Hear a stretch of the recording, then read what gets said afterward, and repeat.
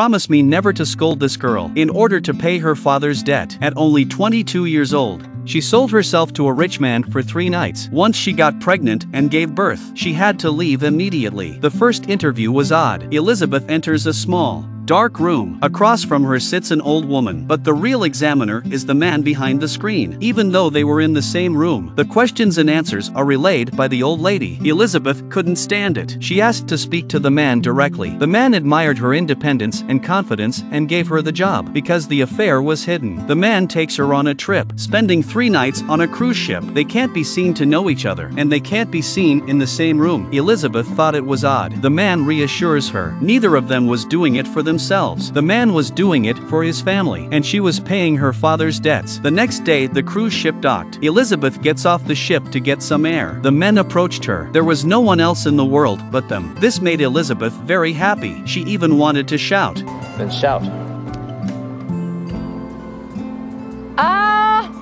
Elizabeth opened her mouth, but it didn't come out. The man looked at her, showed a little smile, even though they had only been together for 3 days. But they both feel that each other and their souls are in tune with each other. It's a shame they only had 3 days. It's time to get off the ship. They would not see each other again. 10 months later, Elizabeth gave birth to a daughter. She didn't even look at her daughter before she was taken away. 7 years had passed. Elizabeth misses it all the time. Every year on her daughter's birthday, she would write a letter. Gradually, it became a diary, and the man she couldn't stop thinking about. After all these years, the fire in her heart would not go out, so she asked around about the man's home. Knowing that her daughter needed a tutor, she went to apply for the job. The day she arrived, Charlie wasn't home. When she asked about her daughter Luisa, the frightened people were a little unconcerned because in their minds, Luisa was just a foundling. But Elizabeth couldn't wait to see Luisa. At the moment, Luisa was in her cottage in the lake. Elizabeth approached step by step. She saw the little girl sitting alone in the hut but talking to the water. When she came back and saw Elizabeth,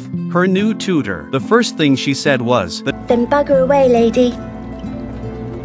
Next day, Charlie came back. When she saw Elizabeth, she was stunned. She wanted to say something but couldn't. He had a paralyzed wife of 10 years and a daughter of his own in the house. He wanted to fire Elizabeth. But even so, Elizabeth had a month's notice. Charlie had no choice but to make a deal with Elizabeth. She stays here for a month and doesn't say anything. Elizabeth agreed and started teaching. The maid brings Missy and the tutor a meal. Missy got up from the floor. And went to the table and picked up the food. Do you think she's going to eat it? No. You see. 1, 2. Luisa hates tutors. So far, she's kicked out 3 tutors so far. Elizabeth got a cold shoulder from her on her first day of class. The little girl went into the house and wandered around. When Elizabeth left her and asked her to study, she turned her nose up in the air, said she had no obligation to listen to the poor. Seeing this, Elizabeth went to Charlie first. But Charlie didn't want to control and couldn't control. He wanted his daughter to be happy in her childhood. Elizabeth just said she understood. Then she locked Luisa in the classroom. She wouldn't let her go, no matter how much she cried. She just said she had to finish her lesson. Charlie heard a noise and came to check on her. She asked Elizabeth to open the door, but Elizabeth wouldn't. She had only been here 2 days when she realized Luisa had grown up in a neglectful and unfriendly environment. All she cared about was Charlie. No one cares about her, and she didn't know who she was. She didn't know what to do. She was unhappy and felt alone. I can help her. I know I can. First, she has to be taught to obey me. Elizabeth promised. Whatever punishment Luisa received, she would do the same to herself. Charlie was silent for a moment. A few words of comfort through the door and he left. Elizabeth was true to her word. Luisa ruined her dinner. Elizabeth followed suit and skipped dinner. Luisa hated Elizabeth with a passion. She even cursed her to death. But Elizabeth took it all in stride. Finally, Luisa was worn out by her. Picked up the cards Elizabeth had prepared. She began to learn to read. Elizabeth walked up to her and told her, "It's kind of magic. Firelight makes time stand still. You put out the lamps and sit in the firelight's glow. There aren't any rules anymore. You can do what you want, say what you want, be what you want. And when the lamps are lit again, time starts again. And everything you said or did is forgotten, more than forgotten. It never happened.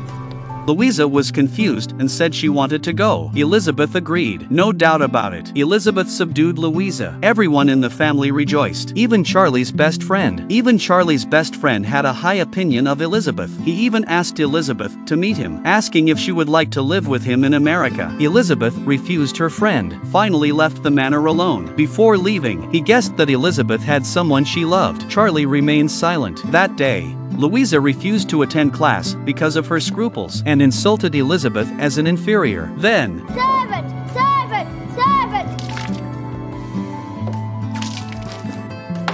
Luisa was frightened by Elizabeth. Elizabeth picked up Luisa and said she was not an inferior. She was just a woman who couldn't help herself. Later Luisa will marry someone else. Then her husband will have everything she has. If not, then she would lose everything but her loneliness and humiliation. That's why I want you to learn to read.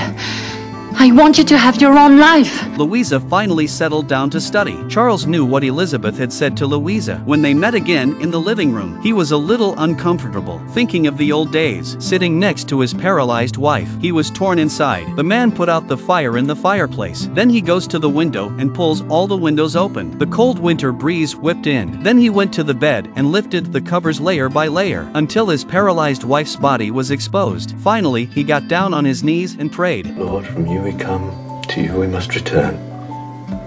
Take my beloved wife.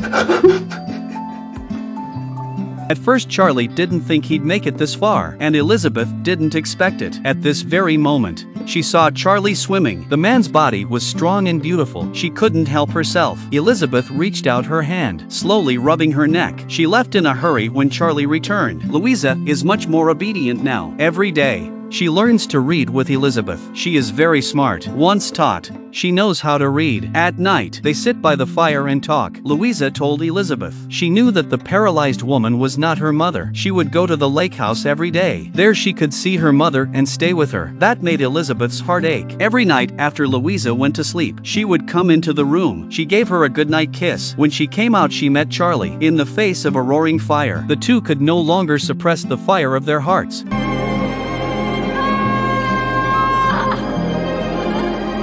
When it snows in winter, Charlie's father came to welcome Christmas. They held a dance. Charlie didn't like to dance, but he would dance with Elizabeth in an empty room. Charlie's father soon senses the relationship. Elizabeth admits it openly. Charlie's father didn't say anything about it and didn't stop him walking out of the study. Elizabeth saw Charlie go over and snuggle up to him. The next morning, when Luisa came into Charlie's room and saw the two people in bed leaving in silence, Elizabeth was keenly aware of this. She went out after him and saw Luisa struggling to walk on the frozen lake. Suddenly, Elizabeth rushed forward and broke the ice while swimming towards Luisa, finally caught the girl and carried her back to the shore. She said she would never leave again. Luisa just looked at her quietly. Maybe she found something. Charlie's business was in trouble. He needed to sell the estate to pay off his debts. At night he sits next to his wife and talks to himself. It was as if he was asking his wife if she wanted to leave this world. It was too hard for her to live like this, and she couldn't bear it any longer. Finally, he got up and opened the window and lifted the blanket. He hoped that his wife and himself would be relieved. The next day, the doctor came to see his wife. He found that his wife had left. Charlie stood in the corner in silence, sad. He felt guilty and desperate for what he had done. At the funeral, she looked up at Elizabeth. Elizabeth was looking at Charlie too. She understood everything and felt guilty about it. She felt that her desires had ruined everything. But when Charlie asks her if she regrets it, at the same time, Luisa walks into Elizabeth's room and opens Elizabeth's diary. She finally confirms that Elizabeth is her mother. She asks the woman how much she sold her for in the first place. Elizabeth said £500. Luisa has no idea. Elizabeth then said a lot. I'm glad it was a lot. Mother and daughter embraced each other. At that moment, they finally broke the barrier. Luisa took Elizabeth on the road to the cottage. Before that, no one had ever set foot in it. Charlie sold the estate and took Elizabeth and her daughter in a carriage and headed for their new life.